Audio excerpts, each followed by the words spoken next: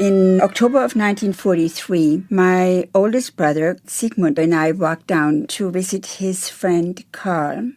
When we got to Karl and his mother's kitchen, there was silence. We walked in, we saw Karl sitting on his mother's lap in the middle of the room on a painted chair. Sigmund ran over, knelt down, and put his hands under Karl, and as he pulled them back out, they were full of blood.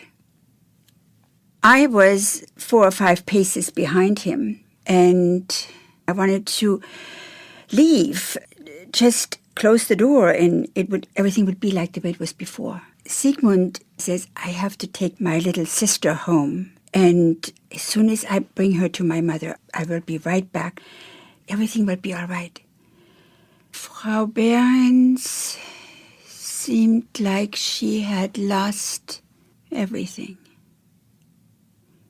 And said, Sigmund, how did Karl get hit with this shrapnel? And Sigmund answers, I don't know. We left each other in the street. I ran to the bomb shelter, and he ran to the kitchen. At that point, she dropped her head and started to cry. Sigmund brought me back to our door and ran off.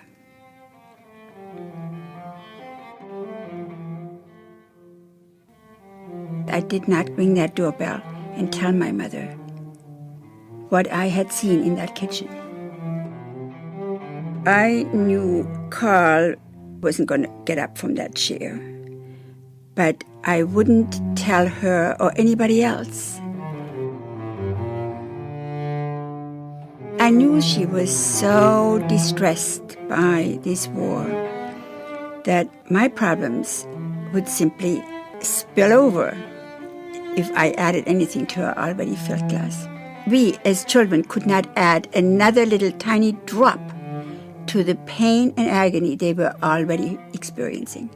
It was much safer for me to keep it to myself and tell my dolls. Everything that mattered was survival, to be tough and to make it through. Don't ask, don't beg, just never be vulnerable. I actually believed that if I really paid very close attention, this wouldn't happen to me.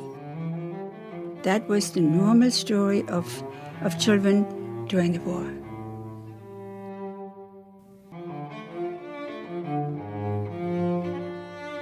It's my mother's birthday today. She would be 99 years old. The past is what it is. But, Mother, feel good about what you did. We were all frightened. We were all in the boat together, and you struggled to find every potato you could for us.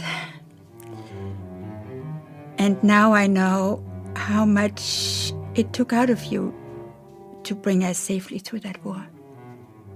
We'd need to mourn what happened to us, what we did. We'd need to mourn war.